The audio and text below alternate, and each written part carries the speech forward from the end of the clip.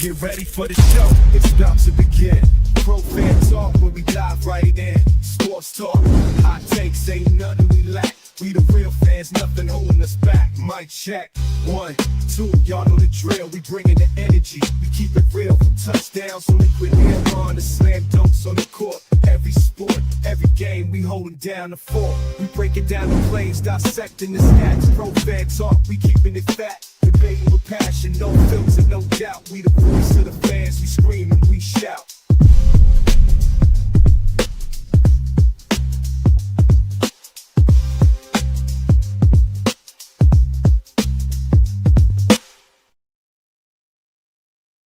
What's going on?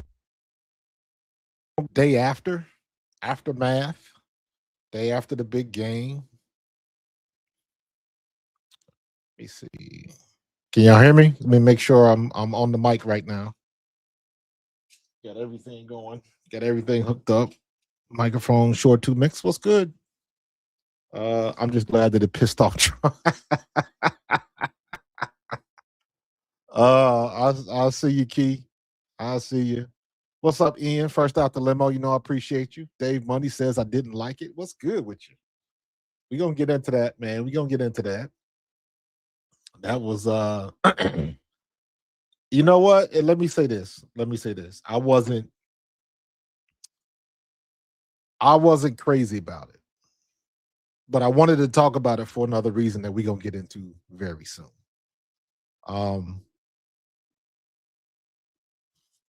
I wasn't that crazy about it either. Right? But I think he did a disservice with the all Spanish. But that's just me. It wasn't for me. Because I'm sure we're gonna get into that a little bit later. Because like I said, it wasn't when Kendrick did his thing, that was phenomenal, and people didn't like that. So the halftime show was better than the game. Key, I'm with you 100%. Because the game was boring. The game was boring, man. It just showed me, it made me realize when you get the opportunity to get to the Super Bowl, you better do everything in your power to make sure you get there.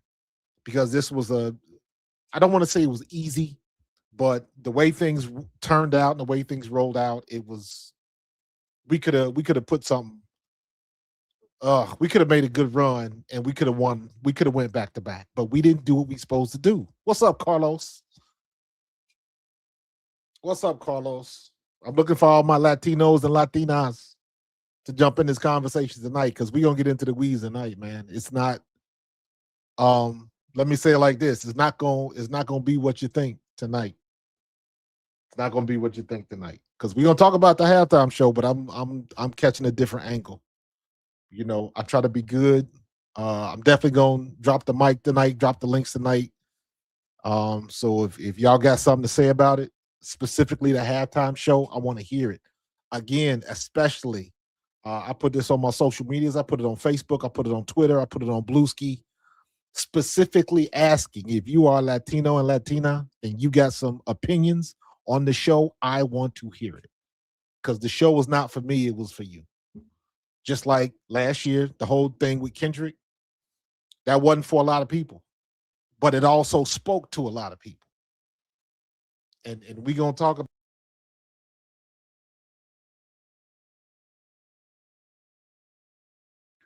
sports can be the great equalizer. You know what I'm saying? So, but it was, you know, the halftime show was a hell of a lot better than the game. So, you're not the only person that's saying that. A kicker could have won MVP. Yep, absolutely. But it was interesting. It was interesting. Let me go back to my. There we go. But it was a lot of stuff going on. A lot of people a lot of people was mad that the running back was MVP. And the only reason the running back was MVP is because you can't vote a whole defense for MVP. Both quarterbacks, Sam Darnold was decent. He played well enough to win. Drake May, and I told y'all about Drake May. Drake May had a bad playoff run. The first playoff game was he was pretty good. Every game after that, he was terrible. He was terrible. And I was like, there's ain't no way he's gonna beat Sam Darnold the way Sam Darnold and that defense is playing. And that's exactly what happened. They put the rush on him, they made him think too fast, and he wasn't ready for it. As good as he played, and people were trying to talk about he was an MVP candidate. Nah, nah. So it was a lot of people popping for a Super Bowl halftime show. Saw print and all as I was looking too hard. I had no issues. Oh, come on, come on, come on. The performance had a beautiful message behind it. That's what I like, even though it was in Spanish. See, I I was like thumbs down on the halftime show. I was like, I'm not feeling it. I'm not feeling it. But I'm coming from a perspective of the music. And let me for full disclosure, let me full transparency here. I honestly did not know who Bad Bunny was. I had heard the name. I knew he made music, but I was so ignorant of Bad Bunny. My wife was laughing at me because we talked about this yesterday and today. I thought Bad Bunny was a female. I had no idea it was a dude. I didn't learn it was a guy until just recently because I didn't pay attention to it. I just wasn't into the music. Um, so I thought that Bad Bunny was like some Cardi B clone. I knew that he was Latino, so I'm figuring it's some guy from Puerto Rico, or I figured it was a girl from Puerto Rico who was rapping and rivaling Cardi B. That's what I thought initially because I just didn't know. I just didn't know. Um, but here's what I wanted to get into because I remember watching Kendrick and I was like, yo, that was dope. Samuel L. Jackson, Serena Williams made a cameo. You had some people pop in that you didn't even really expect. Um, and Kendrick like lit it up. But some of the things Kendrick was talking about, if you followed his music, if you listened to his music, it made sense to you. But there was a lot of people with that performance that didn't get it because it wasn't for them. And even though I gave it like a thumbs down, that was because the music, I really don't listen to his music. I didn't recognize anything he was singing until that one part in the show where he sung the ending of that one song. And I was like, wait a minute, that's that song that they use in the memes on social media all the time. That's the only reason I recognized it. The very end of the song. And I was like, oh, I recognize that. That particular, 8-second piece of music has gone viral several times. So that's the stuff with, I mean, the Lady Gaga stuff that she was singing her own song with a Spanish flair to it. So I was like, okay, Ricky Martin is Ricky Martin. I know who he is. I didn't recognize any of the music. And let me get into what started this whole journey for me. Because remember, let me just again, full transparency. I'm gonna keep it, I'm gonna keep it a buck with you. I'm gonna keep it a buck with you. Hold on, hold on, hold on. Let me see. Let me see. I'll get back to that. Here we go. This is my tweet. This is my message. I said, sorry, not really feeling Bad Bunny. Thumbs down. That was at 8:30, February 8th. I got 426 views. I don't know how many likes and all of that kind of stuff. I don't know. But this was my initial thoughts. And I'm putting this out there in full transparency. I wasn't feeling the music. What I was waiting for was, yes, Prince was the best one ever. I agree. What I was waiting for was for Bad Bunny to jump into a song or a remix or something, and I just wanted to get my head bopping, like, okay, we going there. But it never got to that. He did his thing, his traditional music, bringing it from Puerto Rico, reggaeton, all of that type of stuff, and he kept it. Do I think it was a good idea for it all to be in Spanish? No, because I wanted to understand what was going on and what he was saying, but the whole thing was in Spanish. Wasn't for me. But this is what turned it around for me. This is what turned it around for me. So I ended up, and we're gonna watch this, right? And I'm hoping you guys can hear this. I'm trying to make sure that I get all of the stuff. I don't know if y'all saw this. This on TikTok, Miss Angelina. She broke down the whole performance and what everything meant. And when I watched this video, I was like, okay, it was bigger than the music. Because I didn't know. You don't know what you don't know. So let me see if I can play this. So it's going to take me to TikTok, right? All right, hold on.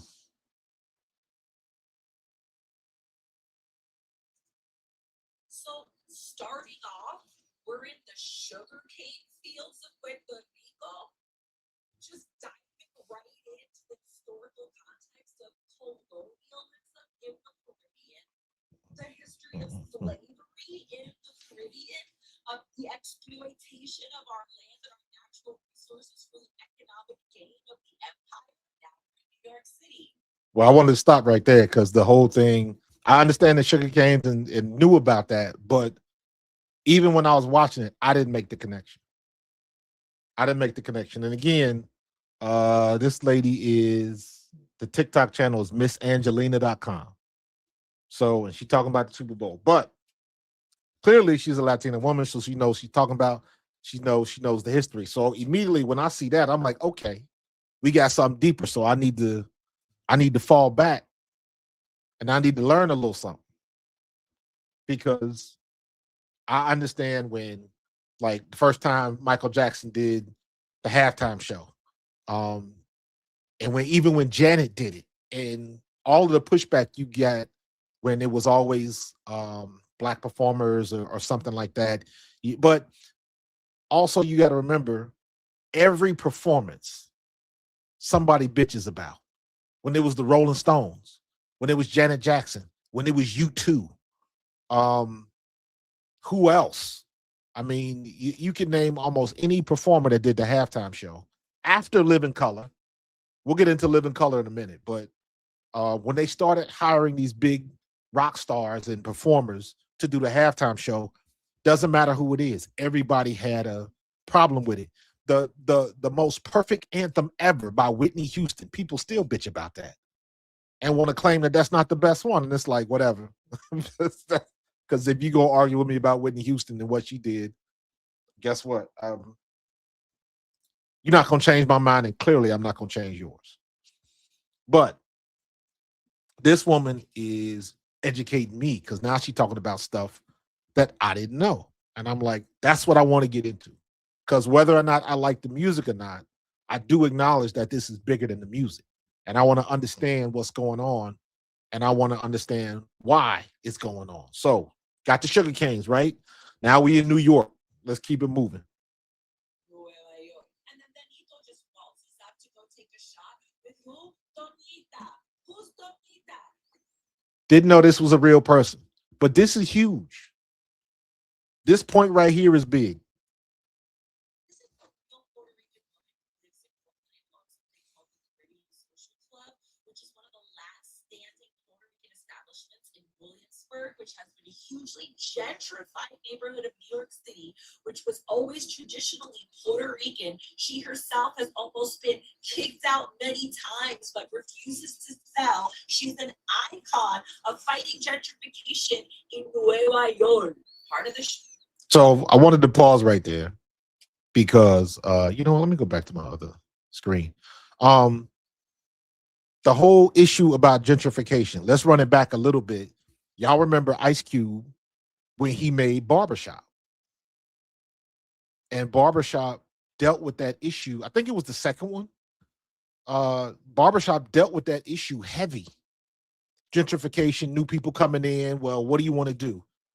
They moving new shops in people into the area, but they getting rid of the old. They getting rid of people that had been there for years. There's a famous line in that movie where the matriarch of the neighborhood who done babysat everybody that got a business in the neighborhood didn't own her home or her apartment building or whatever it was, and she said, just because I don't own it don't mean it ain't mine. And that's a common thread in like a lot of minorities' mindset. You done been there forever, so you think that it's yours, and when in reality it's not. But the the aspect and the topic of gentrification, people convincing you that they're going to come in and build up your community, and what they end up doing is pricing you out of it. That happens everywhere. That happened in my hometown, Cincinnati, where they went through like a lot of the projects in the lower income areas, and they built it up because they wanted to put they put the stadium downtown Cincinnati, and they had to build up the area. So that's exactly what they did. They put in a bunch of bars and all of that type of stuff. You done seen Guy Fieri down there on diners, drive-ins, and dives. Been to a couple of restaurants and all of that kind of stuff. But what happened to the people that was living down there? What happened to the people, the lower income people that used to live down there that they can't afford? That's what gentrification talks about. So that's a spicy subject right there, because that happens to a lot of people. But for Bad Bunny to have a real person on site representing that aspect is, to me, that's phenomenal. Show that hit us Boricuas the hardest.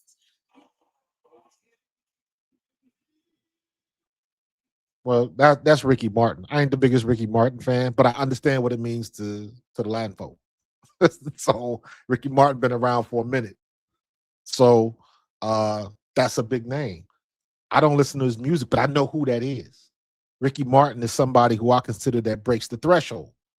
And y'all know I've talked about that before when I talked about Caitlin Clark and Tiger Woods and people like that. People like that break the threshold. If you take somebody that has no idea of Latin music or anything, there's a couple of names that break the threshold. Somebody that doesn't listen to the music or understand the culture, they'll know who Ricky Martin is. They'll know who Shakira is. They'll know who Jennifer Lopez is. They'll know some names that break the threshold. Ricky Martin is one of them. So again, for Bad Bunny to have this dude on site, that's big for him. That's huge.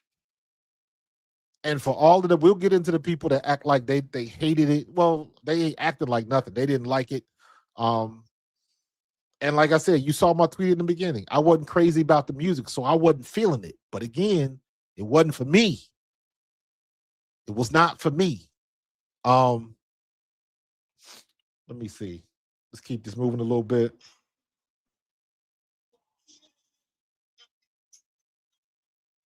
I don't want to hear him sing the whole time.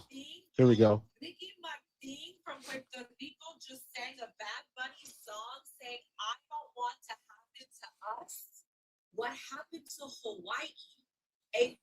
Now that's huge. Now they bringing in Hawaii, more native people. For those who don't know or didn't pay attention, um, when Hawaii had the fires out there, they displaced a whole lot of people, a whole lot of communities that had been living on that land for generations. And the banks came in and swooped it up, and they trying to kick the native Hawaiians out of Hawaii. And he's basically saying, because you know what you know, all the money that Puerto Rico makes for vacation, and they make money in Puerto Rico. So don't get it twisted. But of course, over here they'll never tell the whole story. But that is a huge comp, because he's comparing exactly what happened in Hawaii. I wouldn't say what happened, what is actively happening in Hawaii. Look it up. All them people that lost their homes because of the fires in Hawaii. What happened to them people? Because I guarantee you, some of them families and people that have been in their homes and on that land for generations, that banks came in and swooped it up and just literally just took it out of their hands. Same thing they did to the Native Americans here in the States. It ain't nothing new. It ain't nothing new under the sun. Um, yeah, yeah. Look it up. Like all the stuff, this ain't no secret. Blatant call for independence and sovereignty. Decolonization of Puerto Rico. We go straight into this. And she simulated the problems with our power grid in Puerto Rico, which is a direct consequence of us being a colony. And the Now, this is something that I didn't understand because I remember seeing it in the show, and I did not get it at all. I was like, okay, they've been theatrical, but like it just didn't register to me, and that's why I say you got to know what you don't know. So of course, I started doing homework. I started digging because even when I saw this lady's video, I was like immediately, I was like, I got homework to do.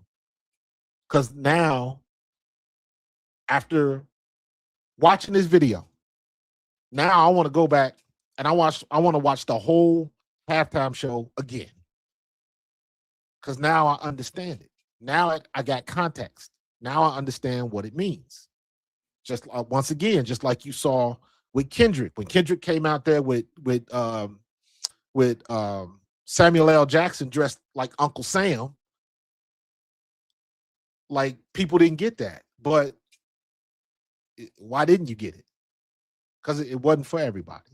Some of the folks that was complaining, it wasn't for you. And just like in comparison again, when Kendrick did his halftime show, who did they have out there dancing? Serena Williams out there crip walking because she from South Central LA. Bad Bunny did his thing. Who was out there on the porch dancing? Cardi B. It's the same stuff. But to me, this was big. This was big time because now with the U.S. annexing Puerto Rico, controlling the power, controlling the grid, controlling the utilities, now that makes sense. Random power outages and all of that kind of stuff. I remember hearing that on the fringe. I used to hear people talk about that, I don't know, 5-10 years ago when you talking about going on vacation, where you want to go to this place, go to the Bahamas, go to Caribbean, go to Jamaica, all of this kind of stuff. Well, be careful in Puerto Rico because they have rolling power outages for this one reason or another. This, all of that type of stuff, and you hear stuff like that, but you don't pay attention to it. You just don't. And again, that's the theme of this video right here. That's the theme of this stream. You got to know what you don't know. And you see what they're trying to do in Puerto Rico, and they just trying to bring their people up. And I'm like, why is that so dissimilar to what we did with our concert with Kendrick Lamar and others before that, and the stuff that we deal with? So again, as somebody that's trying to learn and understand the context of everything that happened, again, I'm gonna go back and watch the halftime show again because now I want to see what they see. Now I got context and I want to understand it better. privatization of our power grid by the USA. Then Bad Bunny emerges from the fields carrying the Puerto Rican flag. But not just any Puerto Rican flag. This is the light blue Puerto Rican flag, which is the original colors. And this is the flag that they banned. And we were only allowed to get our flag back when they changed it from light blue to that navy royal blue to match the blue in the American flag. But You see what I'm saying? You got to know what you don't know. Context.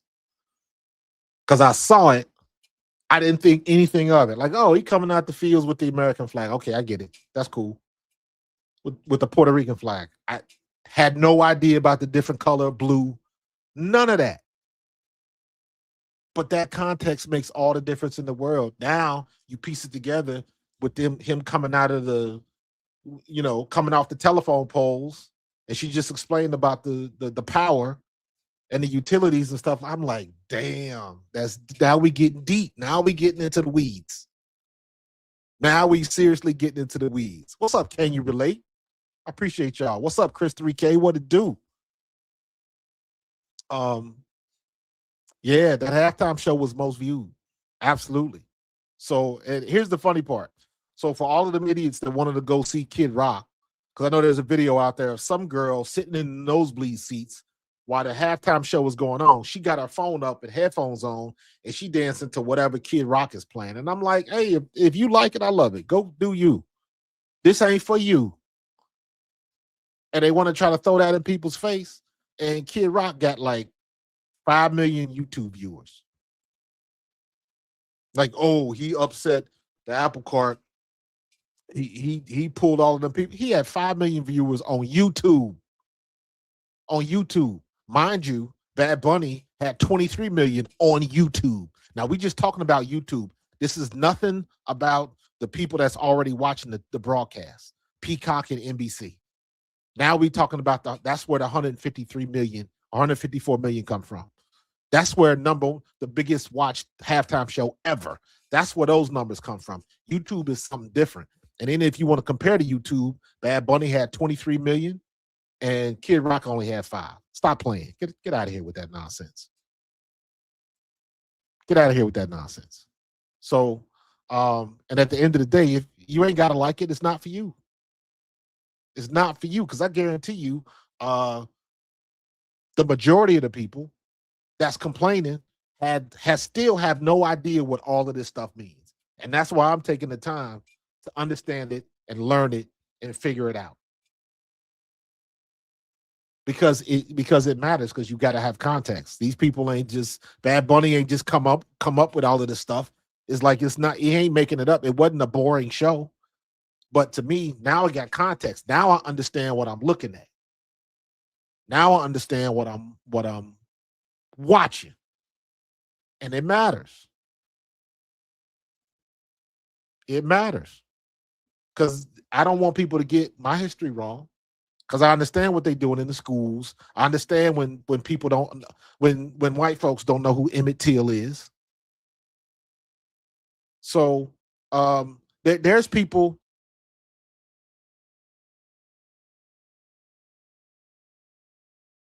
There's people that still to this day, hold on.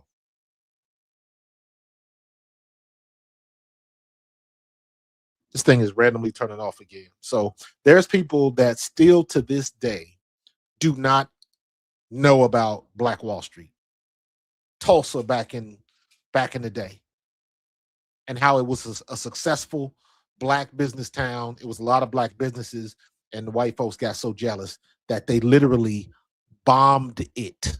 They got in the crop duster planes and dropped grenades on the town, killed all of them Black folks, and they sweep that history under the rug. I remember we used to have this was at the time where the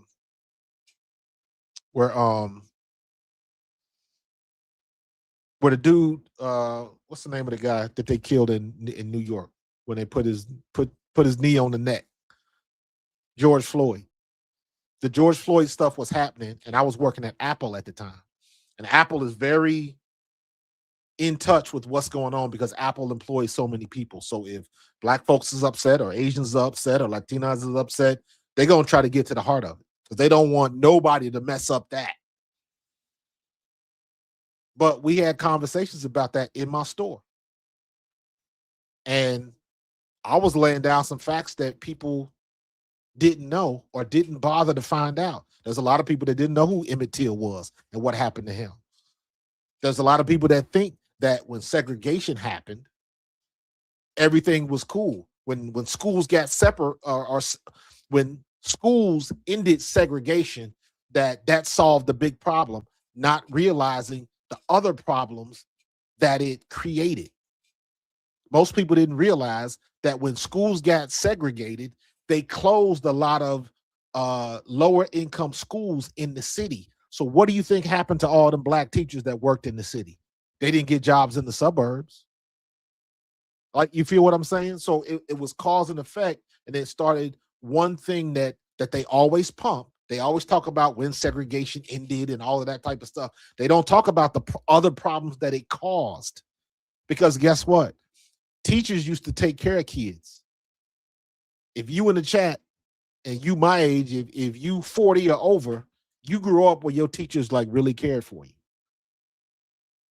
And talking about when Black teachers used to take care of Black kids because they knew nobody else would. They would bring apples. Why you think apples is so synonymous with teachers?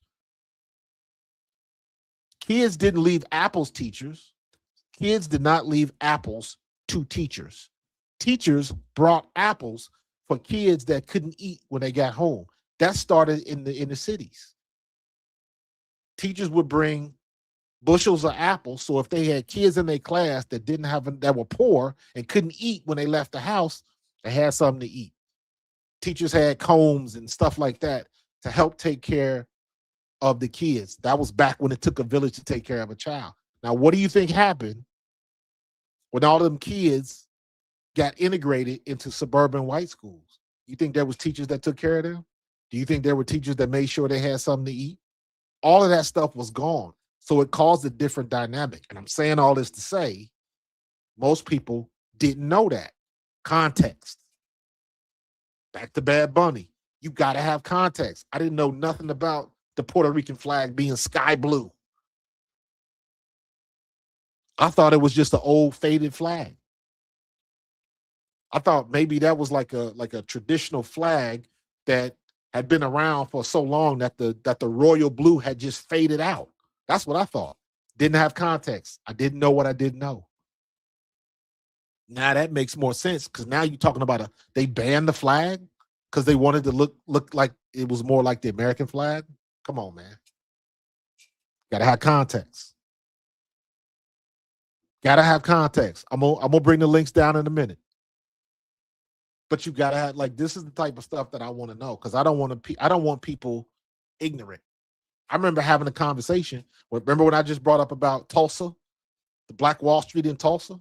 I got people that didn't know about that. The only reason they knew about it was because they brought it up in an HBO show. Remember The Watchmen? The comic The Watchmen? They made a movie about it, but then HBO did a show with the Watchmen. And they did it was almost like a prequel. And Yahya Abdul Mateen, and what's the girl? What's the girl that played this? She was the lead. She's been in everything. And I'm blanking on my name. My memories get bad, man. I'll be forgetting folks' names. But in that show, she was from Tulsa. So the show revolved around the city of Tulsa and what happened in Tulsa in 1921. I think it was 1921, when they blew up Black Wall Street and they killed all of them people. It was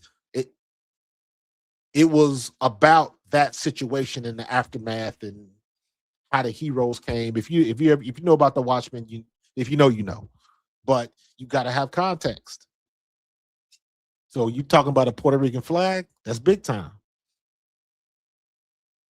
By waving this flag, this is our original flag, again referencing our own sovereignty.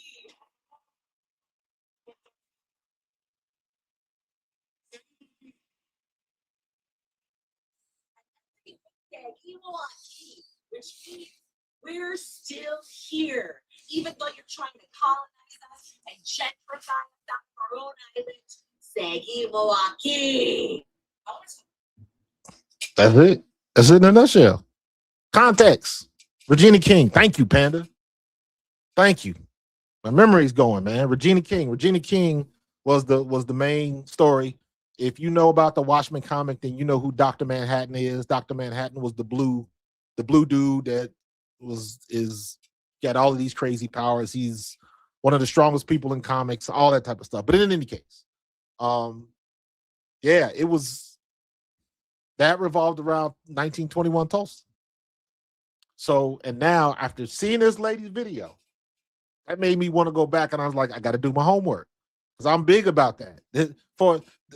For no other reason, like when I tell people someone spells my name and they spell it with a C, I'm like, nah, my name is Markus, and I want you to get it right. That's not an unreasonable request. Get my name right. Yes, I'm from Cincinnati. Yes, I got a twin. Yeah, I need you to get that stuff right because it matters to me. This ain't no different. When we talk about history and how schools nowadays are literally erasing history, they want to talk about slavery like it's a footnote. They want to talk about Emmett Till like it's a footnote. They want to talk about the atrocities and the things that happened like, yeah, it happened, but we got over it. It wasn't too bad. And it's like, no, you got to tell the stories or you lose context.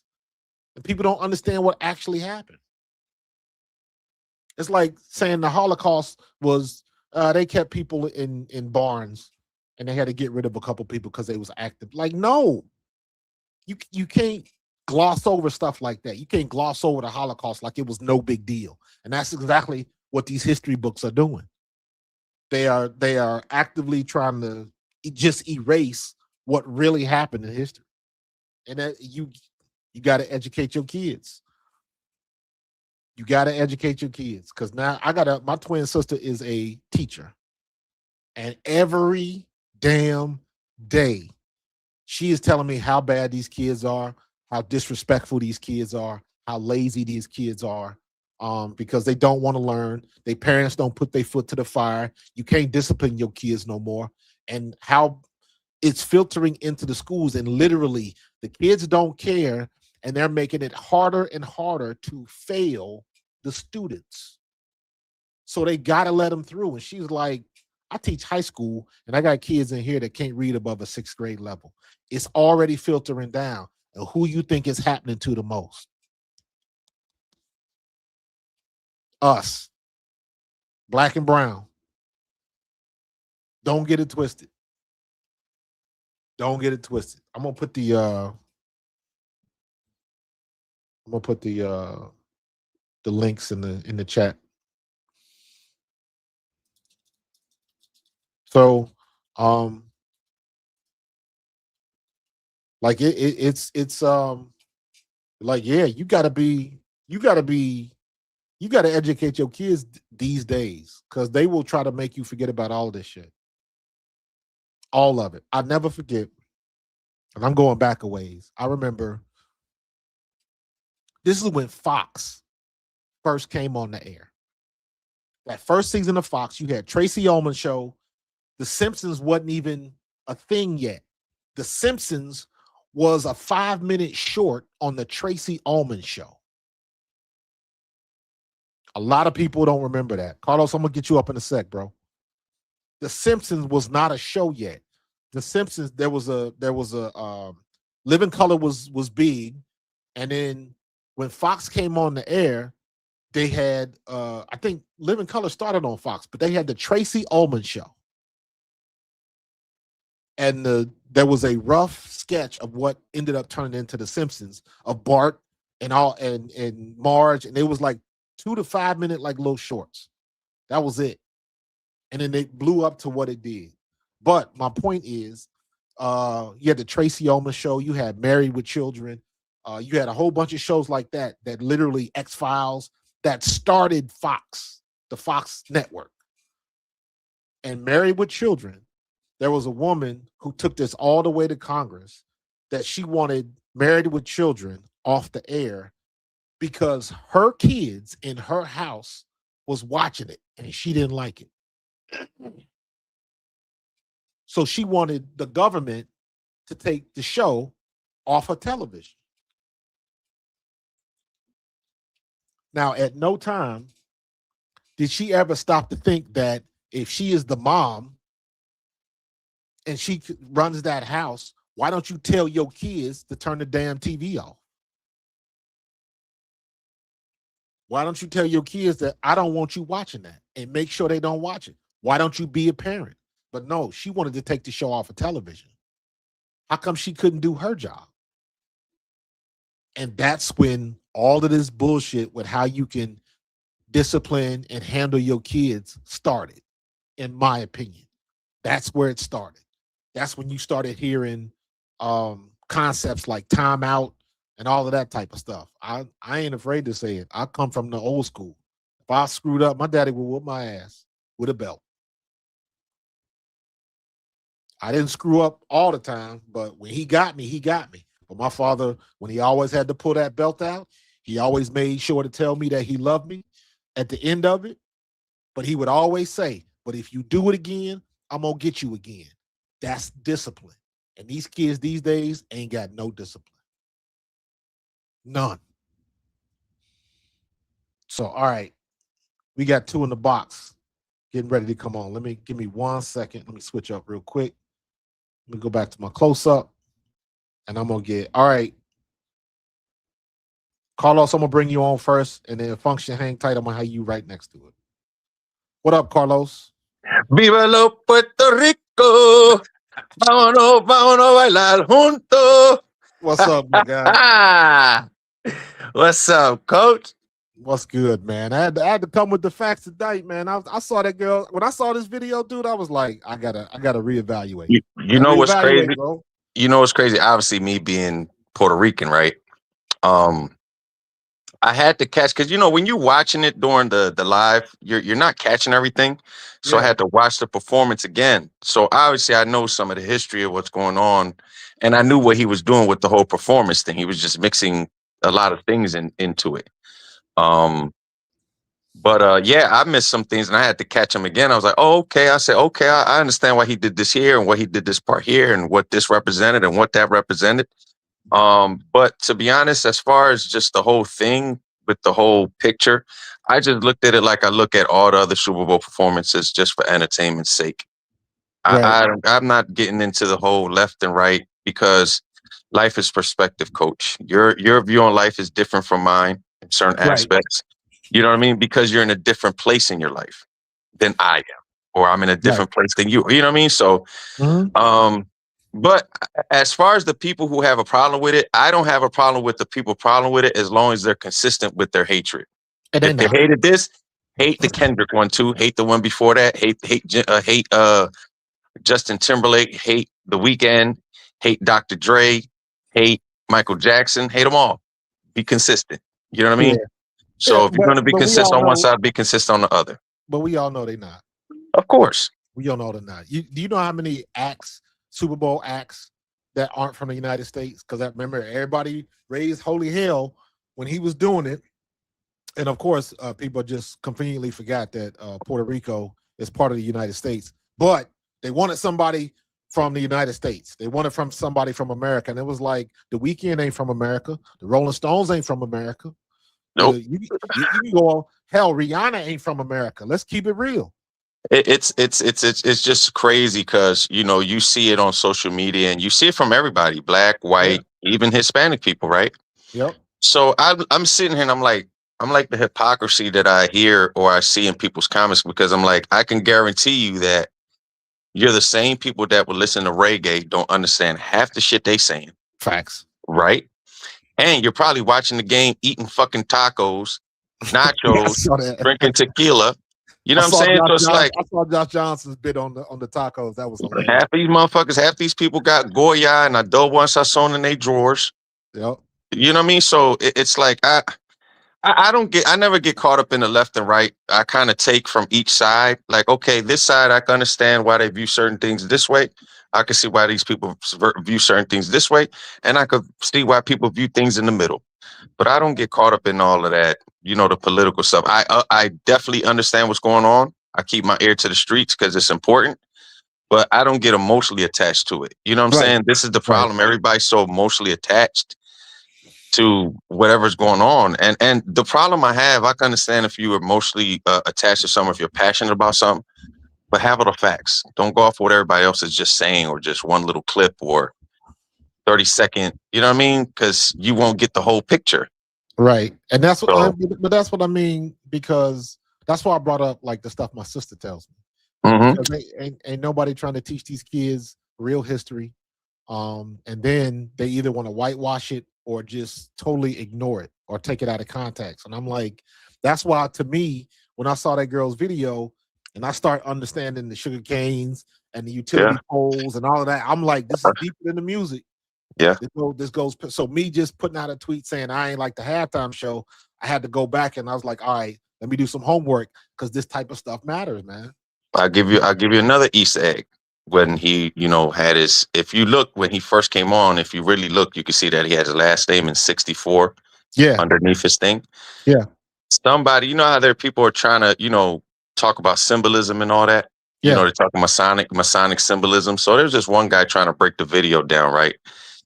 And I'm doing my own research because that's how I've always been since I was a kid. Even when in school, I always challenge my teachers or whatever. But so he's talking about the number 64. He's talking about, yeah, in Masonic symbols, in a chessboard, there's 8. It's 8 by 8. So it adds the 64. And, he's coming out in yeah. the white suit. I'm like, dude, The reason he has the number 64 on it because it was his uncle's favorite number, and that represents the total number of Puerto Ricans that died in the hurricane. Okay. So you know what I mean? So it's like, dude, you really gotta do research, man. Knowledge for self is very important. Like I said, context, man. You gotta have context. Mhm. But I appreciate you, Carlos. Let me get the function. Always, coach. I'm gonna holler at you, man. I gotta get up for work, but I'm gonna be on for a little bit in the background. You got it, brother. Appreciate it. Ah! What's up, Yo, Function? What's good with you? nothing much, man. What's up, Coach, man? Trying to learn something, man. Trying to learn something. That's all. Man, one thing I will say, man, is I think people got to realize, man, that sports, man, is just a microcosm of society, man. You know what I Absolutely. mean? I think what what we saw at halftime, honestly, was the best thing for the Super Bowl, man. Because respectfully, man, it was a snooze fest, man. I'm not gonna lie to you. Oh, that I game was fell, the halftime show was better than the game, bro. man, I fell asleep in the first half, woke up for the Bad Bunny, and fell asleep for the second half, man. You know what I mean? And I say that with all due respect, man. But I think Bad Bunny, man, I think he did a great job. I think the Hey, speak NFL, man, up. Your microphone is a little low.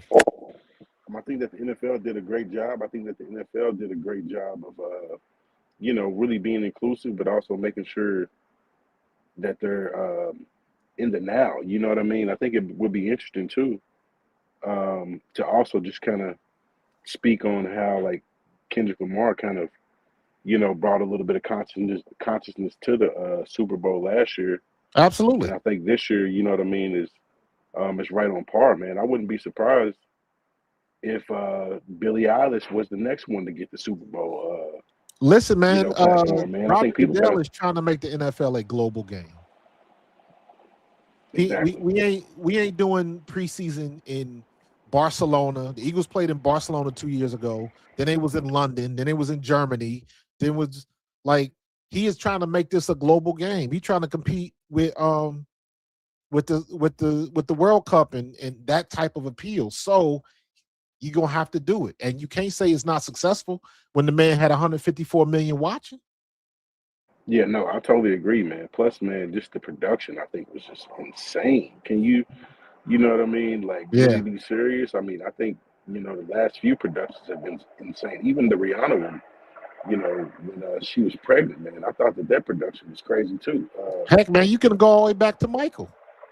Yeah, When Michael did it, and he was on top of the stadium in 5 different places, and all of that stuff, man. They don't play. They don't play, and you got to give props. I always try to make it a point to do this. You got to give props to Keenan Ivory Wayans and Living Color because they the ones that started this. yeah, no, I totally agree. I don't think Living that. Color started this because prior to 1992, the halftime show was basically like a little mini parade. It was boring. They brought the band out, all of that type of stuff. Nobody watched halftime show. And in 92, that's when Keenan Ivory and Living Color, they had their halftime special. And they told people, when it's halftime at the game, come and watch Fox. We got a special show for you. And then when we're done, go back to the game. And they got 25 million viewers to turn the channel, go to Fox, watch Living Color. And when they got done, go back and finish watching the game. After that, that's when the NFL started spending big money on halftime acts. Yeah, that's crazy. I might have been 4 years old when that happened. I'm an old head, man. But no, man, I definitely appreciate that context, man, and that education, man. I don't think enough information can ever be shared, to be completely honest, man. So really, man, I appreciate you, man, for having this platform. The AI backgrounds are crazy, man. I love when you I do the appreciate it, man. yeah, man. I think that is crazy. It kind of gives me like a Japanese kind of vibe. You know what I mean? So Oh, yeah, I'm a big anime fan, bro. yeah, yeah, man. I definitely appreciate that. All right, I do have a appreciate question. you, man. I got a quick question for you though. Sure. What are your thoughts on AJ coming back, and if he does come back, do you think that he'll have an even bigger year than he had in 24? Because honestly, man, I think Charmaine, I think he might unlock AJ. Sean Mannion is a wonder kid. He's a little brainiac. Um, whether he'll be as impactful, I don't know. It depends on what kind of scheme we run in. There's a lot of moving parts to that. However, I will say this. Wasn't nobody looking at Sean Mannion when this search first started. And then his name kept popping up and popping up and popping up. And of course, like we do here in Philly all the time, it's not the name that we wanted. So everybody's poo-pooing it and talking about it. And the overall public sentiment didn't change until everybody else started co-signing the hire. Oh, this guy was in Green Bay. He did this, he did that. He's a student of McVay. And so all of this stuff started coming out, and then everybody was like, oh, okay. So the fact the kid is he's a brainiac.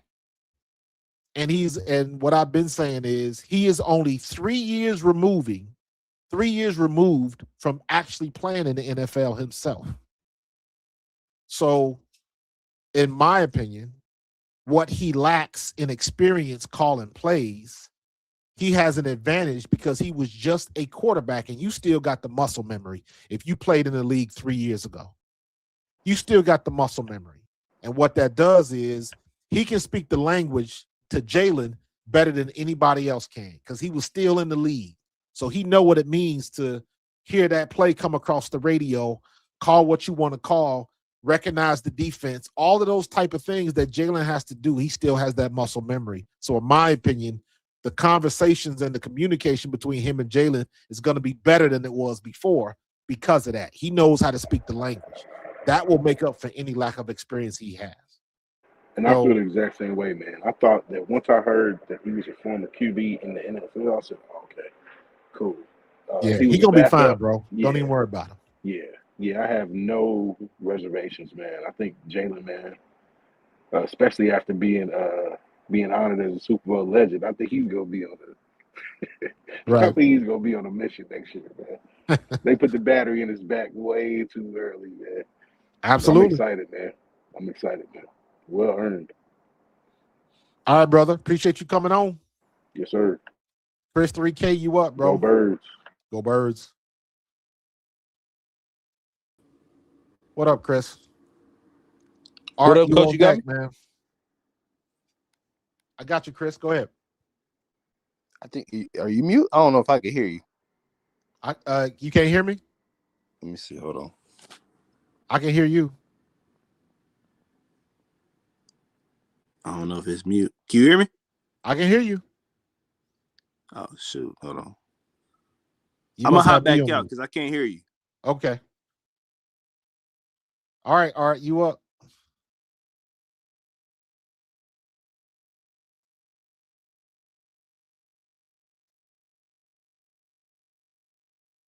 There we go. All right, you in?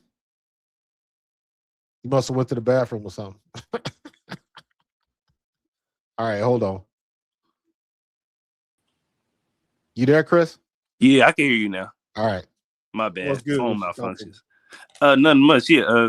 I was just piggybacking just a couple things. I agree with pretty much everything y'all was finishing up with the whole with the Mannion OC thing. I think he's got, like you said, whatever he might be lacking in play calling, his playing experience to take over, I think, in some ways in that area. But I think touching on the main thing, I thought the halftime show I thought it was great. Like, I thought the representation, I just was shocked at the fact that so many people, I ain't never seen that many people so up in arms about the halftime show. Like, I didn't know it was that controversial of a thing. Here's the funny part. Out there, and he killed it. It was the minority that made the most noise. Mm-hmm.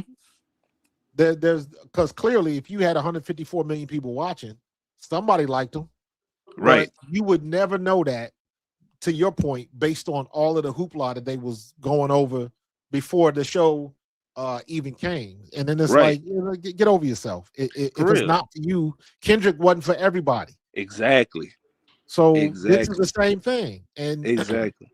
And I don't know if you was here in the beginning, but my tweet from yesterday, I was like, I ain't really feeling this Bad Bunny. Mm-hmm.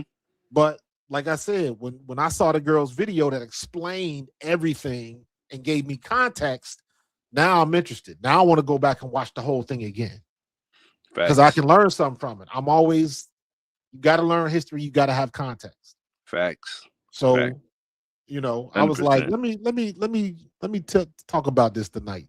Yeah, I think So, it's dope that you did, showing the range, the range that you got on different topics. But yeah, I mean, like, and like you said, it wasn't for everybody, but okay, like you said, Kendrick's show wasn't for everybody last year. You know what I'm saying? I right, feel like to each group its own. Like, it's just like that. But the craziest thing I thought is for all these people that were like, well, they were saying, oh, well, it's an American game and it should be catered to an American audience. But I'm like, whatever you want to say about it being an American game, that was the most viewed show ever. So ever. did it not benefit the American game still? Like Right, it was still, exactly. it did it not, because regardless of what you want to say, all these other American artists that we've had have never produced that number. You know what I'm saying? Now, Right. the one thing that was crazy is seeing the numbers that Mike Jackson got in '93 when there was no social media. That was kind of E- crazy. Exactly. I'm So like, it was, yeah, and you know what? People complained about that. So, yeah, I know. you People know, complain about everything. you know, it is what it is. You're not Yeah, gonna please everybody, but no, but I didn't want to. It made me when I saw that girl's Miss Angelina's video, it made me go back and rethink what I posted, and I was like, I don't feel bad for that because the music just wasn't for me. correct. But when I'm looking at the halftime show Mm-hmm. and what it represents, and now that I have context, now I want to go back and watch it again to understand because to me that's big when you bring some lady from the neighborhood that didn't Mm-hmm. sell out Yep. and you bring her on the like that's huge. When you bring somebody, I didn't realize my sister told me this. We were talking today. The little boy that he gave the Grammy to, Mm-hmm. it, that was the boy who got separated from his father by ICE. Correct. I was like, that's huge. Yep. And like, hold on for a sec. Let me see something real quick. Can I do this? The let me see. I'll be forgetting how to do this. Video screen, image screen, share screen. All right, hold on for a second. Yep. There we go. This chick right here. Mm. So I was watching this because I was, trying to gather some stuff, watching videos and stuff like this. So I don't know who this lady is. It says Lorraine Warren. I don't know if this is at her house or if she was at a party and just filming folks. But there's a scene where Bad Bunny, this was kind of at the beginning of the show, where he's walking through the cane fields and he passes the Coco Frio cart, the water ice cart. Mm-hmm. Mm-hmm. Whoever these people are, that's their mom at the cart. So Oh wow. again, they bringing somebody from the hood in real time. And I'm Wow. like, that's dope. You bringing somebody from the neighborhood, you brought the kid, you brought the lady with the I guess she had a bodega or whatever it was she had that she didn't sell out. He was bringing real people from real spots in real time. And when you got people at home celebrating, they all celebrating, waiting to see their mom at the halftime show. And I'm like, That's to dope. me, that takes the stuff to a whole nother level. That's Because dope. now you done injected something personal in there, and it matters more. Facts. Facts. And to see people still upset about that, I'm like, y'all just complain about everything, man. For real. Exactly. Y'all just complain. I made a joke. I don't know if you saw my joke in the chat. I hope nobody takes this too serious, but I said the same people that was complaining about the halftime show is probably some of the same people that think Tanner should be the starter in Philly, if you know what I'm trying to say. Yeah. Yeah, you Yeah. get what I'm trying to say. But I thought it was dope, and I just appreciate you touching on it because I think that's dope too. But yeah, that was just my little spiel for the night. That and let's give Charmaine a chance, man. I think he might do some good stuff. I hope. What did you? Oh, I didn't get a. I know you heard about the Stoutland, not the Stoutland, the new offensive line coach we got today. I don't know what you think. From the Vikings, Cooper. I think that's his name. Cooper from the Vikings. I think he'll be fine. Yeah. Okay. I think this is just another piece where Mannion is putting his team together. Correct. So, I mean, at the end of the day, anybody we hire to be the offensive line coach is going to be a step down from a Hall of Fame level coach like Jeff Stoutland. Man, Period. for real. But real. I saw an article today. I didn't get a chance to read it, but what it was talking about was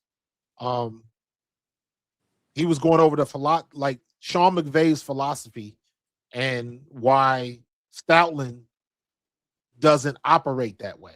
So, however Stoutland coaches, I didn't get a chance to watch it, but I want to watch it because I want to understand. You know, if you coach a certain way, you want people that's going to align with what you're trying to do.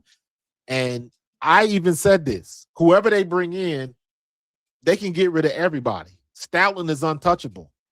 Everybody's touchable. Sure In is. this business, everybody's touchable. As much as we love Stoutland and as much as we hate Sirianni for one reason or another, everybody's touchable. Anybody can get got. And that's the way the business goes. Because I never in a million years would I thought that they would get rid of Jeff Stoutland. Never. Never. He's that good. Never ever. I mean, I don't know if this is I know it's a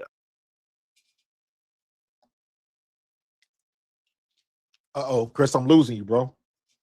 being untouchable or whatnot, but ever since that Luka trade in Dallas, boy, you look around sports and it's like if that dude can get traded, anybody anywhere can go. It's all about the money, man. Yes, They're sir. always Yes, trying sir. to make money. Yes, sir. But all right, Coach, I appreciate the time as always and let you get to the next person. Go Birds. You got it, man. Appreciate you. Yeah. Art, if you still in there, come on back in, bro. I don't know what happened. I went to you and then I didn't hear nothing, so I lost you. Stout has not retired. Stout has not officially retired. Stout walked away. He did not retire. Hold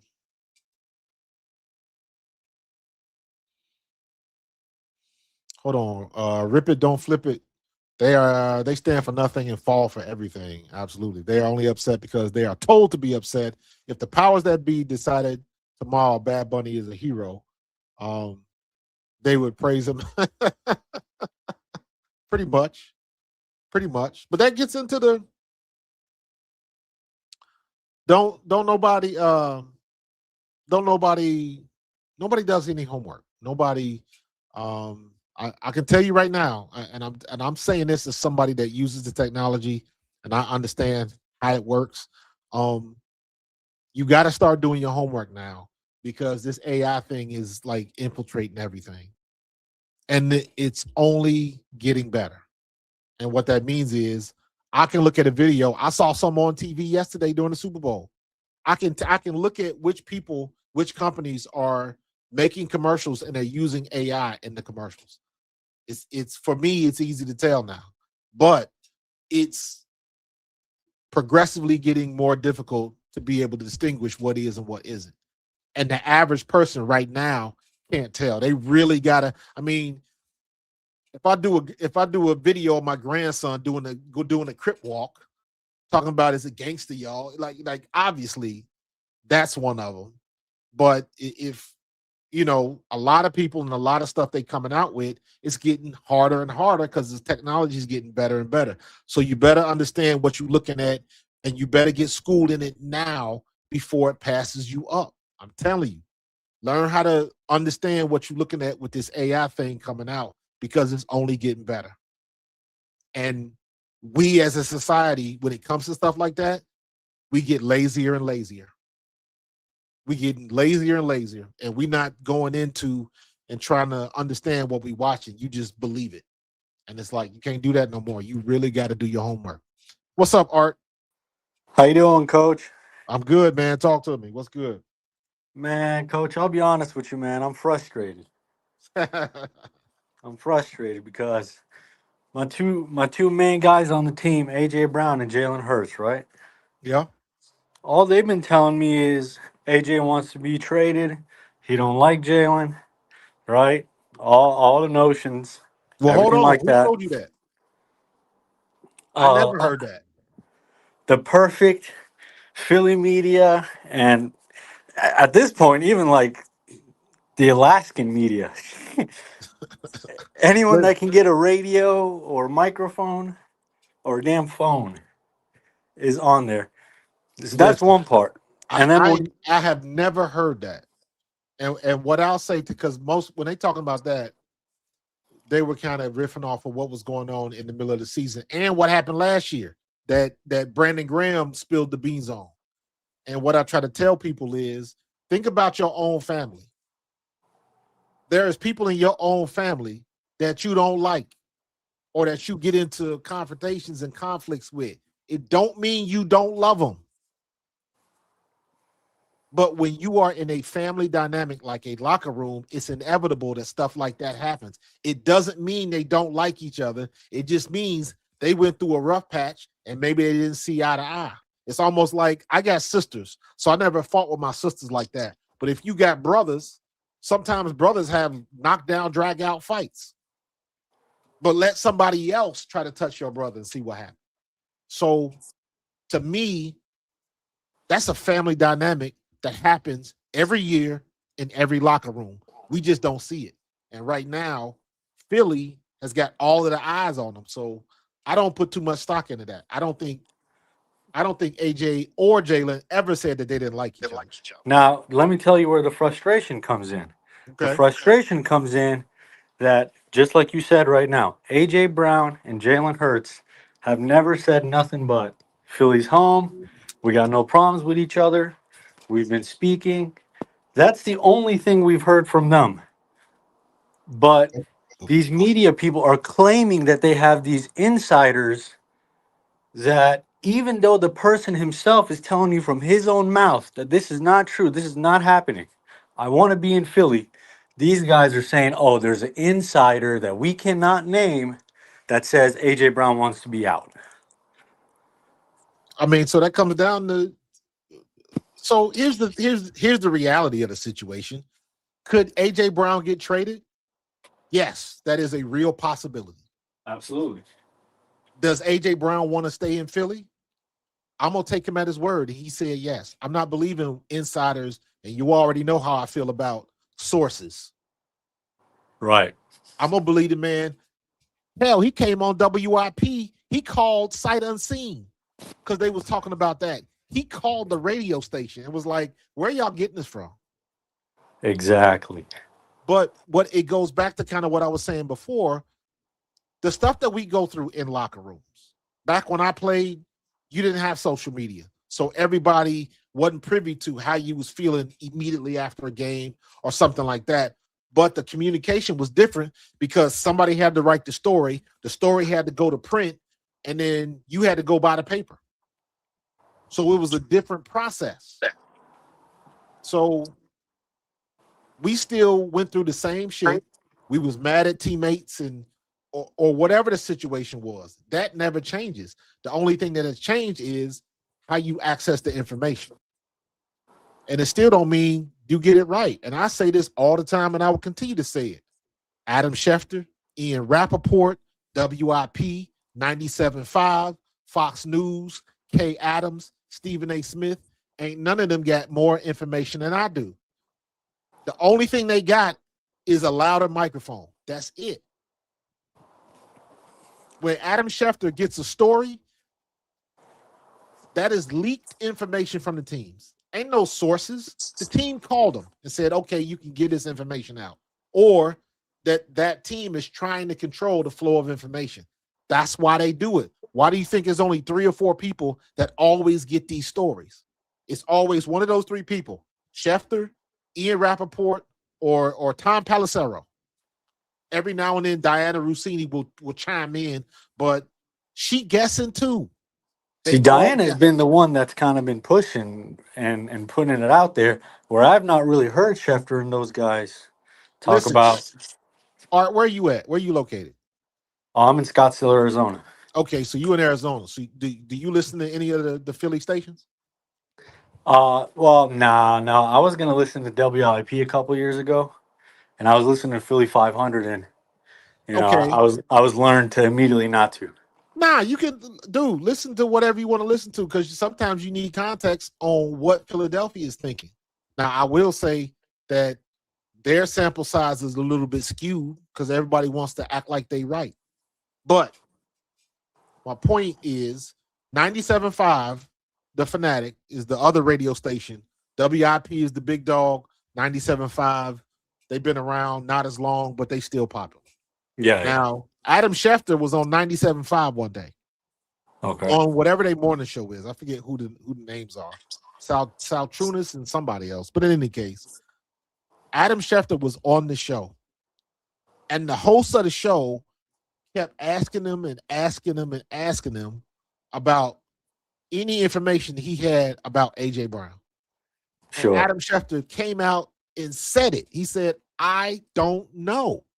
He said, is it a possibility for him to get traded? Yes. Is it going to happen? He said, I have no idea. And they kept pulling. And finally, Adam Schefter said this on the air. He said, you guys are looking for something from me and I can't give it to you. And the radio host said, yes, we are looking for any type of information we can get. And to me, that's it in a nutshell. They are pulling for anything. Right. Now, I give credit to Schefter because Schefter was like, I ain't got nothing. I don't know. Yeah, I respect that because he could have easily been like, oh, well, I got these 3 to 4 sources that I can't say any names, but AJ Brown's done. But sources is such a generic term now. And you ask anybody, sources means the team called you. Period. The team is putting that information out there. Right. Period. It's all about controlling the flow of information. But the fandom, they eat that shit up. They eat it up.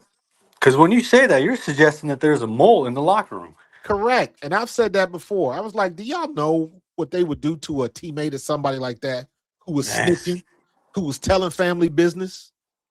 Right. Like, no. Here's what the radio is. And I said this before. Here's what the radio is. Radio, social media, all of that stuff. Just imagine if you and your significant other was walking into the house having a spirited conversation. Not necessarily an argument, not necessarily a disagreement, but it was a spirited and excited conversation. And somebody, one of your neighbors, saw about 10 to 15 seconds of that conversation that had started 20 minutes ago as you was coming home from the store. They caught 15 seconds of a half-hour conversation. And that neighbor goes and runs around and say, hey, I think they're getting a divorce. It looks like they ain't on good terms. That's what the radio is. They see something for 5 seconds and they run with it and make everything up because they don't know context. So they can go by what they think happened, or that's what they do. That's the only downfall of AJ Brown not speaking to the media.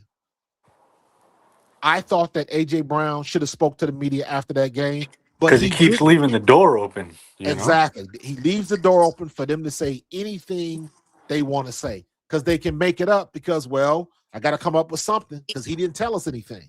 So I'm going to say what I think.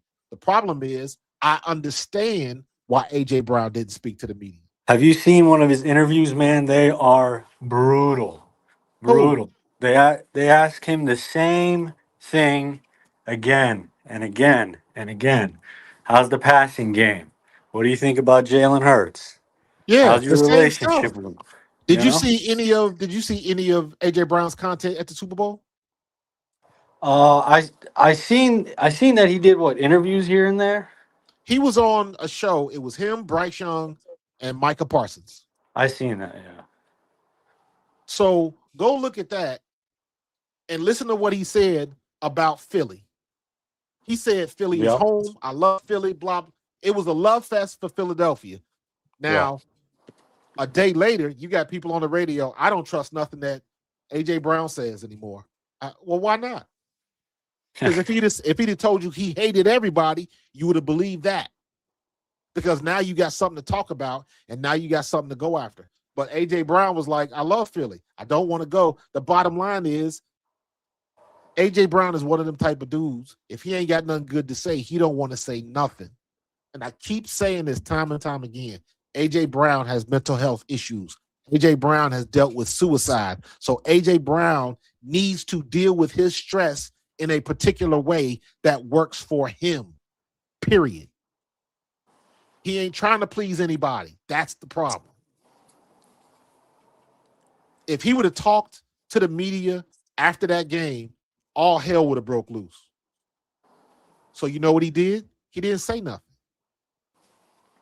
Because that was for his peace of mind. He don't give a damn about the radio or WIP. And that's the way it should be, especially for somebody like him. So I'm like, hey, if that's a problem with y'all, I'll take that problem every day. Because I know at the end of the day, even though he had a bad game in the playoffs, even though all of that stuff, I'll take AJ Brown walking on the field at Lincoln Financial 100 out of 100 times because I know what I'm going to get. The bad games in the playoffs was the anomaly. We didn't expect that to happen. AJ Brown has never not been solid for this team. And everybody tends to forget that because they want the low-hanging fruit and they want to rip somebody. Absolutely. You're going to be hard-pressed to replace his production. You're going to be hard-pressed to replace his leadership in that locker room. And that's the one thing that people don't understand. They don't just put a C on your chest. Your teammates have to vote you a captain. They don't give him C's away. And look, nobody disagreed with him last year when he came out and said it. If anything, guys were coming out there, when they were asking him, like, hey, what do you think about what AJ? Like, oh yeah, we got to get right, man. As a matter of fact, 2 weeks after he said that, after he got ripped for 2 weeks, everybody started co-signing what he said. AJ Brown has always been right. He's always been correct. He ain't never told a lie. Y'all just didn't like the way he said his message. Y'all didn't like the tweets. Y'all didn't like him reading the book on the sidelines. Get out of here. Man.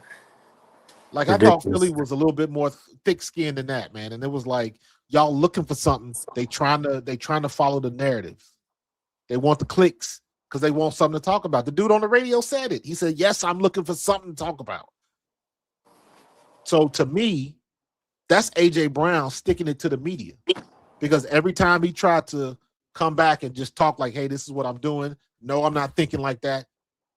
Everybody takes whatever they want to take and they run with it. So basically, AJ Brown said, F it.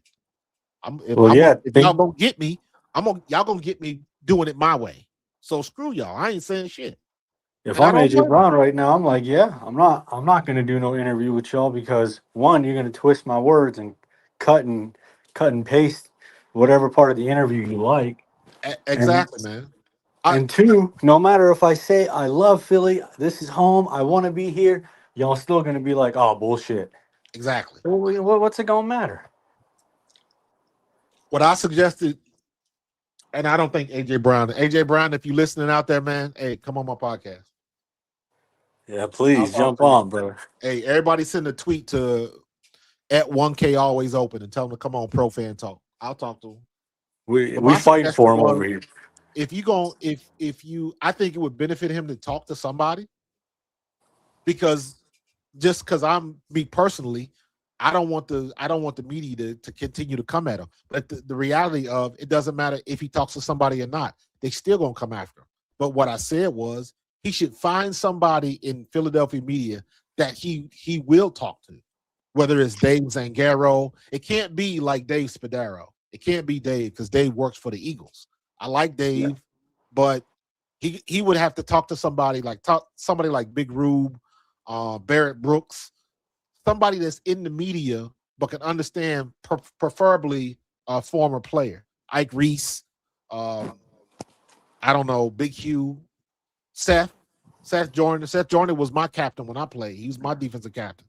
So we old school, so we got that same mentality. I don't even agree with some of the stuff that Seth said, but I understand where Seth is coming from. It ain't coming from a place of hate. We watch the tape. So right. I would suggest that AJ if you don't want to talk to the media, talk to somebody. Get Big Rube, get Zangaro, get whoever you want to talk to, and make it a one-on-one. If you got boundaries, if you got stuff you don't want to talk about, just say it. And you'll either agree to disagree to take the interview, and you roll with it. I'm surprised somebody at Meta hasn't like sent the meta glasses to all of these athletes. Yeah, for sure. That's what I would have did. Meta, if you listen, call me. Hire me to do some PR for you. Meta needs to send those glasses to everybody in the league and tell them anytime you go out publicly, anytime you go somewhere like that, have your Meta glasses on so you can record the interactions so can't nobody make shit up about you. Meta, if you listening, you're welcome. Like, stop playing because people still the clicks and lying on folks can get you paid nowadays. Yeah. And that's what people trying to do. That defamation of character, man. You sit up there, and you keep belittling someone. Watch out now. Dude, it's crazy. I just saw the same thing, or not the same thing. What I meant to say was I just saw the situation that just happened with James Pierce and Rickea Jackson. I know Rickea Jackson because I do a lot of content for the WNBA. James Pierce is from Tennessee. Rickea Jackson played at Tennessee. They've been dating for the last 3 years, and all of a sudden she breaks up with him and he crashes out. Literally. Uh-oh. He is going to jail. Ah, shit. They broke up. He gets a burner phone so he can still talk to her because she blocked his number. So obviously it was an altercation. She leaves the situation. He chases her down in his Lambo SUV Oh, and starts no. ramming her in the back. She's on her way trying to drive to a police department to be safe, to get away from this dude. This dude is chasing her and ramming her with his car. The cops catch up with him, pull him out the car. It takes 6 cops to get him down on the ground. Matter of fact, he tried to run. He got back into his car, tried to take off, hit a cop with his car before they finally got to him, got him out of the car, and put him down. It took 6 people to get on top of him. He is going to jail. Oh, yeah. He just negated a $90 million contract. Ah. Wow. And my wife said, all chasing around some booty. I said, nope. I said, that's ego. Money only accents what you already are. If you an asshole, now you a rich asshole. If you are generous, now you'll be even more generous. If you stingy, you'll just be more stingy. If you wasteful, you'll just be more wasteful. Money just accents your personality.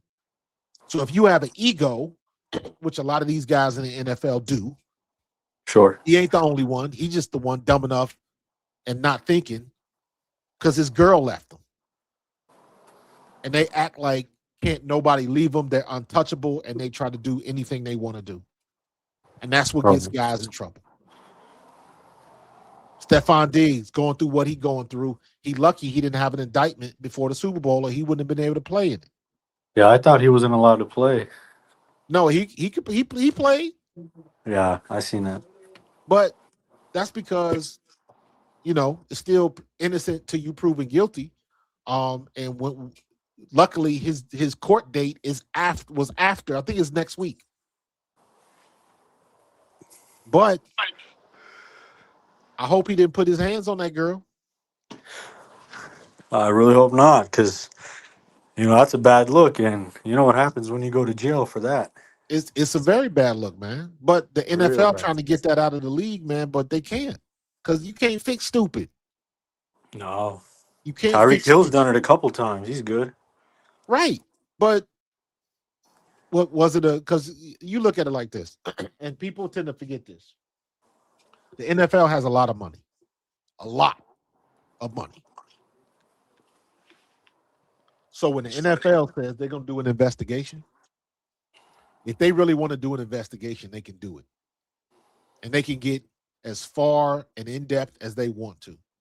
I got a buddy of mine, somebody I used to play with, that used to be a scout for the Raiders. And he used to tell me, he was like, bro, he said, do you think we going to pay somebody $40 million to be a number 1 pick and we don't know nothing about how they was at school? You really think we're gonna do that?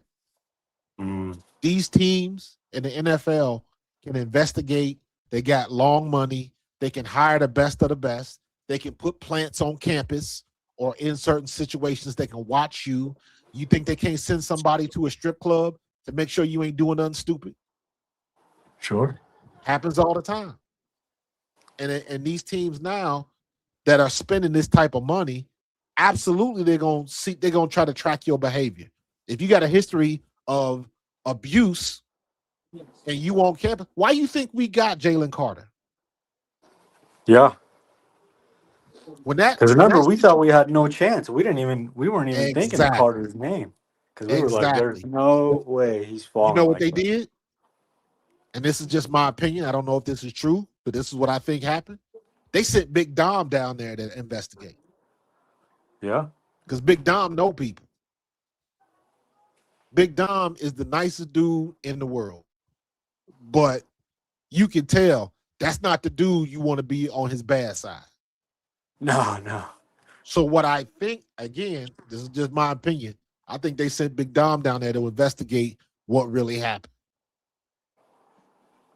Because remember, when all that stuff first happened and the car crash happened and all of that kind of stuff, they thought Jalen Carter was done, and they thought Jalen Carter was the cause of the accident. And it wasn't until later that people found out Jalen Carter wasn't even in the car that wrecked. Yeah. But they had already put that out there first. They was ready to rake him through the coals. Mm. Because when I found out the whole situation, I was like, wait a minute. He wasn't even the lead car. We're like, wait a minute. He was it. The way they told it on the news, Jalen Carter was cause and effect. And I'm like, that ain't how it went down. Yeah. It's a shame that somebody lost their life, but it wasn't Jalen Carter's fault. No, no. And so many people, they go to the nth degree. Look at the dude. I forget what his name is. If you know in the chat, let me know. What's the dude? When we went to the Super Bowl in 22, we had an offensive lineman that got kicked off the team because some chick that he had a problem with when he was still in college went to the police and said that he got in an SA situation where they were still in college. Wow. And so he got indicted. So he got kicked off the team and he missed his opportunity to go to the Super Bowl. And then when after all of that was said and done, he was exonerated. They threw the case out of court. Wow. But all she wanted to do was disrupt his life. And she won. He was exonerated, but you missed the opportunity to go to the Super Bowl. Yeah. Because she lied on you. Mm. And that's why I say with Diggs, his personal chef, that sounds suspect anyways. If they your personal chef, ain't they got a contract? It should. You should. So it should be easy to figure out how much money you owe them. How come you ain't got that? How come you can't figure that out? Because what it probably is, it could be some sneaky link or some side piece that he's trying to find a way to dish money to, and that's the excuse. They a personal chef. Something like that, man. And Ain't no telling. listen, it's too easy to do the right thing these days. It's too easy. Right. It's way too easy. And then you look at somebody like, and again, this is my opinion, you look at somebody like Deshaun Watson. Oh my God. Look what they did to him. He ain't never been right since that situation. He had a situation with one chick, and when he stopped offering to settle, all of a sudden 30 other people show up. I don't believe that for a second. Man. But he had already lost in the public appeal, so he ain't been the same since. No. And Deshaun Watson was the truth. Yeah, I was about to just say, remember, he was fantastic. He was fantastic. And then after that happened, he ain't never been the same. Now he's trying to stay a backup in Cleveland. Oh my God, he's horrible right now. He's not even playable, really. Bro, yo, man, listen. People don't understand how much of a mental game it is. And how Like the NFL is a nasty business. And do you think that's why you see players so quickly fall off? Because it's a mentality thing? It's a mentality thing. You get it. I mean, you got it's a mentality. You get all of the isms. You got colorism. You got racism. You got nepotism. You got a lot of things that goes on, man. And I tell people all the time, it's a lot of people that should be in the NFL that aren't, and it's a lot of people that are that should not be because of politics and all that type of stuff. That is real. The whole concept of the numbers game, that was a cliche. If you knew somebody, you went to college with somebody or played with somebody that got invited to a camp, and then they ended up getting cut, they didn't make the team or whatever, and they say, "Oh man, it was a numbers game," blah blah blah blah blah, and everybody was like, "That's just an excuse." Oh, why you know numbers game is a real thing. Yeah. Because on every team in every camp, there's always somebody that's better than you expected. But are they going to take the place of somebody that you already done signed a contract with? They done already paid the money. It's like you going to an expensive restaurant and buying the meal, and then somebody walking in and saying, "Ooh, I don't like pork chops." Well, you gonna try some damn pork chops today? Yeah. Look at how we got. Great example. Look at Zach Bond. Why the hell was Zach Bond on the bench playing only special teams in New Orleans? Because he had two people in front of him that were under contract, and they weren't playing bad, so there was no reason to take them off the field. So he was just languishing in special teams on the sideline, and then lo and behold, we get him up here, and then he turns into an All-Pro. How does that happen? How does it happen that so many teams miss on first round draft picks? How Do you did the think that's Cleveland like a Browns miss case on? of How did the change of Cleveland scenery? Browns draft Dylan Gabriel? How did that happen? He is a 5'10" quarterback. So what that tells me is all of the big brains of that Browns organization, and not just the Browns, this happens in a lot of franchises. All of these dudes that they paying all of that money to be the smartest guys in the room aren't. On top of all of the other BS. How much of an idiot does Dayball look with all of that shit he started with Shador? Shador's probably going to be a starter next year for the Browns, and Dayball done already been fired. Yes, he's got another job, but you got to. I'm looking at the whole process. Dayball started that shit with Shador, so this is a nasty business, bro. I don't believe nothing. A lot of people say it's not just one way or the other. It's too many things that happen, and most of the people that's speaking on it on ESPN, on the networks, on social media, they really don't have a clue of what's really going on in a locker room.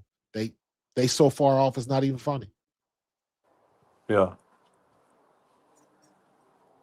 So Monken already said the QB position is wide open. I just he's got to say that. But I also heard what he said when he met up with Shador and he hugged him and said, "We was trying to get your ass in Baltimore." Monken likes Shador. So while the quarterback battle is wide open, I don't see why Shador. Let me just say it like this: Shador is in a much better position with Monkins than he ever was with Kevin Stefanski. So we're gonna see what we're gonna see when it comes to that. Yeah. I mean, at the end of the day, all they're asking for is just a fair shot with him versus anybody else they bring for the competition. You know what I mean? But that's my point. That's my point right there. You got to play the game, and the game ain't fair. Right. The game ain't fair. Because But you got they're to gonna play have it. their personal favorites. It is very plausible that Todd Monkins could get somebody in the draft and they like him better than Shador, and Shador will be right back in the same situation again. That is a reality that could happen. Yeah. Did you hear what Prime said in one of his Super Bowl interviews? What's that? I think it was with Rich Eisen, and Eisen asked him, "Is there any possible way that you would want to coach in the NFL?" And Prime was like, "After I saw what they did to my son," he said, "Oh no, never that. NFL is a nasty business, bro." Oh man. I'm glad I Yeah. had an opportunity to. I'm glad I had my cup of coffee in the league. You know, everybody says I wish I could have played longer, and obviously for the money and everything it does for you financially. But I look at some of these dudes, um, like with CTE and stuff like that, Yeah. um, and the shape that they are in physically. Man, I that was a silver lining, man, that I didn't last long. I got cut when the Eagles drafted Charlie Garner. Charlie Garner turned out to be a great running back. Yeah. But I played what 6 years professional football before I Isn't the walked away average from it. 5, right? Average is 3.5. 3.5. Yeah. So yeah, you about doubled it. So, but at the end of the day, I don't, you know, you know what? It's as simple as this for me. Two of the guys that I played ball with the Eagles are dead because of CTE. Wes Hopkins, Wow. Andre Waters. Mm. They are gone. And then Because, Jason Kelsey says he feels he may have it. dude, why So you think I that's be having so much problem trying to remember shit? yeah.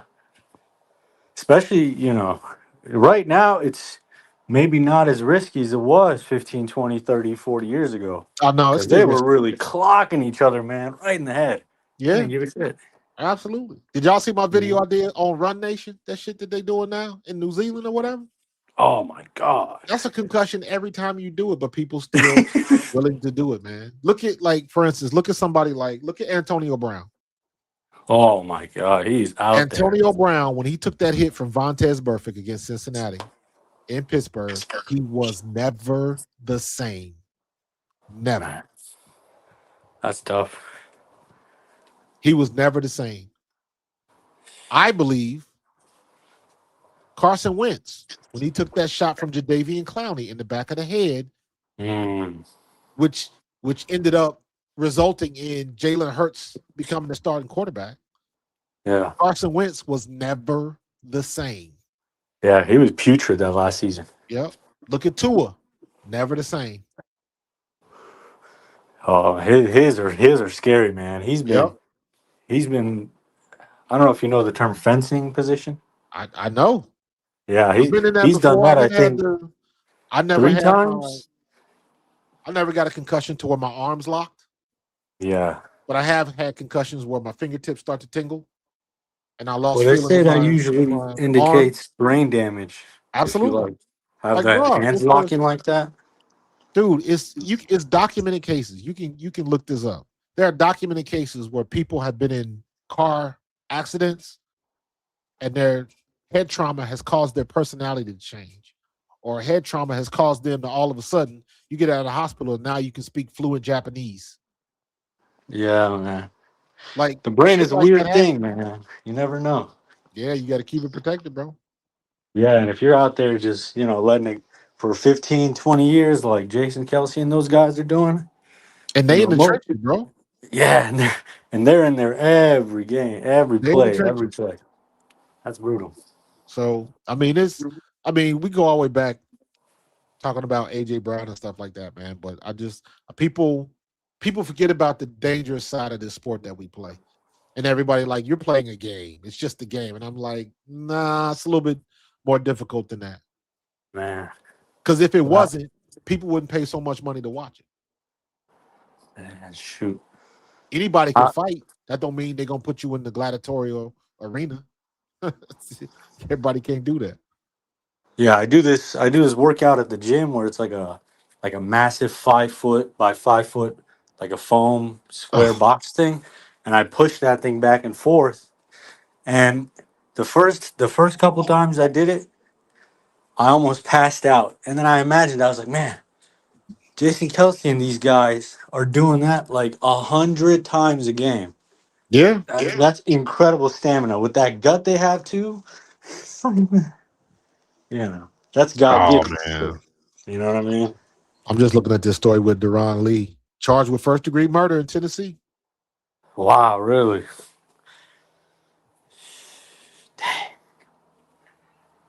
That's what, 20 years? Oh man, this is crazy, dude. Um,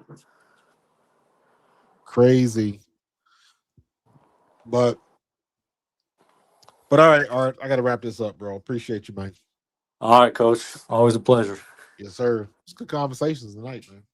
Absolutely. Go Birds. Go Birds. So yeah, man, this is with Deron Lee and then James Pierce. We talk about this every year, man. Like these dudes, ego stuff. Ego stuff. Um, what happens when you got somebody that's mentally unstable and then they running around getting their head blowed up on the football field? You got guys like this that don't know how to handle, don't know how to think critically and problem solve and like back in the day, man, in the 90s and 2000s, like shit like this didn't happen. And now you got these kids up now and they like this is crazy, dude. So you got two major situations with two big time players in 2 days after the Super Bowl. That's crazy.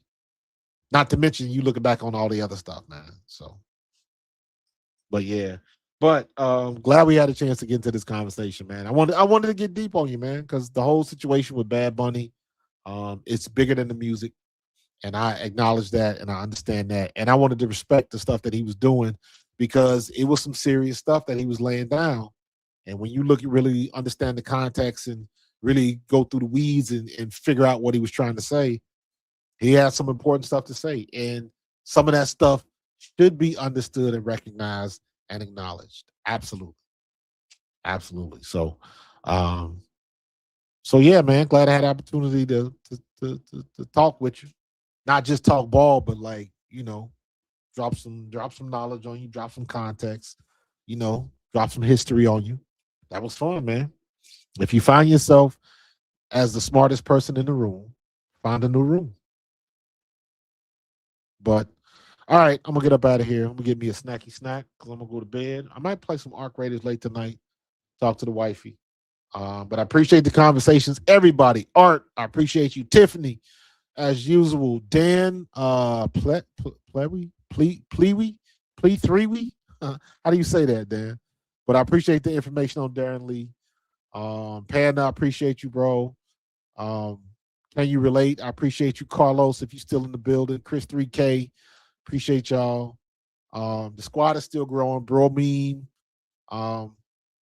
Everybody, man. Rip, don't flip it, Cho. Everybody in the chats, man. A lot of good stuff tonight, man.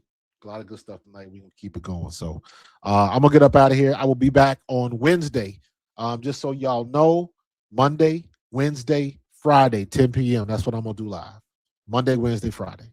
All right. And I'm gonna produce videos on Tuesdays and Thursdays and a little bit more than that. So just trying to get a steady schedule. So Monday, Wednesday, Friday, 10 p.m. Matter of fact, I believe tomorrow me and Tone are on at 8 for the Bald Eagles podcast. So we're gonna keep that going. So, but that's what's up. I'm gonna get up out of here. I hope y'all have a good night. And I will see you guys again on Wednesday. And remember, next time you come through, please bring a friend. I will holler at y'all later. And as usual, go Birds.